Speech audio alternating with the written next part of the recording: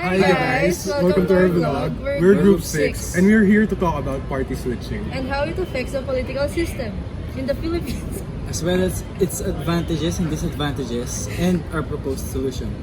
While we're doing mini mukbang. But first, ano nga ba ang political party? Ang political party kasi, di ba kasi dito sa Philippines, meron tayong multi-party system. So, itong political parties na to, sila kasi yung in charge sa decision making and implementing processes here sa country natin. So, dahil dito, parang inevitable sa politicians na mag-party switch ng loyalty and candidacy sa another political party. So, Carl, ano ba yung party switching? So party switching is when a politician changes affiliation in order to gain multiple benefits mostly. And ayun, ginagawa nila to usually before or after they're elected. So Clem, can you give us a brief background about party switching in the Philippines? So party switching is a common practice in Philippine politics. Historically, politicians often affiliate themselves with incumbent popular presidents. And alam nyo ba guys, during the last 2019 elections, 192 House representatives were up for re-election. And out of those 192, 127 yung nag-party switch. And a great majority of those 127 from the Liberal Party to PDP Laban. The same is true for governors, senators, and other government positions. So sino pang other examples ng Filipino politicians na nag-party switch? Isa pang politician na nag-party switch ay ang dating president, si Ferdinand Marcos. Noong 1965, nag-switch siya from Liberal Party to Nationalista Party. Pero bakit nga ba siya nag-switch? Nag-switch siya kasi, di ba, from Liberal Party kasi, gusto niya rin kasing tumakbo as president, sa presidency. And ang frontrunner ng Liberal Party si Diosdado Macapagal. Tapos, gusto niya rin tumakbo, so lumipat siya ng party, which is sa Nationalista. So siya yung doon. Kasi yung Nationalista that time, wala silang frontrunner for presidency. So nung lumipat siya, siya yung napili. So magkalaban sila. So guys, sino ba yung mga kilala niyong mga politicians na nag-party switch dito sa Philippines? So si former Vice President Jejo Marbinay, during the year 2014, nag-party switch siya from PDP Laban to nag-found siya na sarili niya, which was the UNA or UNA, the United Nationalist Alliance. Ano ba? Mm-hmm. And ba't na niya ginawa yun? Carl, nag-switch siya kasi gusto niya na isang party na parang iba-back siya or yung susuportahan siya para sa kanyang presidential runs 2016 and he wanted a stronger coalition around him. So parang para ma-secure yung victory, gano'n. Kasi fascinately, natalo siya ng PDP Laban, which is Rodrigo Duterte, our president now.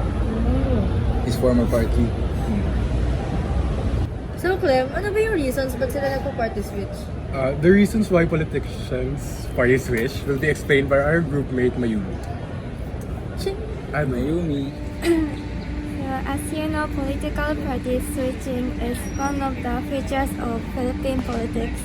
I read some article about Philippine politics and it mentioned about two reasons of political party switching. So first reason, party switching is a way to get more votes during elections. What political parties provide for its members is not only financial support, but also better access to patronage, because each political party is strongly associated with their province. In the province, there are organizations who support the parties, which makes the parties easier to keep their strong political power in longer time. And the second reason of party switching is to remain in political power for longer time. In fact, during presidential elections, a lot of people who are in different political parties change their parties. This is because there is a higher possibility that more citizens give their support and money for the candidates, and it can be easier to keep their political power longer. So Carl, ano nga bang advantages at disadvantages ng party switching? So for that, we have our group mate Maki to discuss about that, and she's also going to discuss about how it negatively impacts the political system of the Philippines. Party switching is common. So I guess the question is, are there benefits to party switching? Party switching does occur in different governments around the world. Usually for politicians who party switch, it's based on policies. For like places in the West, actually party switching is met with hesitation for government officials because it's just not a common thing to do, and it's usually because the policies of the party don't align with their beliefs anymore. For the Philippines, party switching is quite common. It's actually embedded in the political culture. The question is, are there actually advantages for party switching? For the Philippines political system as a whole, no. But for the individual politicians in the Philippines, it's actually quite beneficial because they usually just gain resources for their self-interest. So for the Philippines, it's actually a huge disadvantage party switching because here party switching is actually a byproduct of a weak political party system. That political parties in the Philippines actually do not have basic ideological differences and policy differences. There may be slight changes, but there's no real change of what's in their policies. So what the Philippines has is actually a politics based on personal relationship and is candidate centered.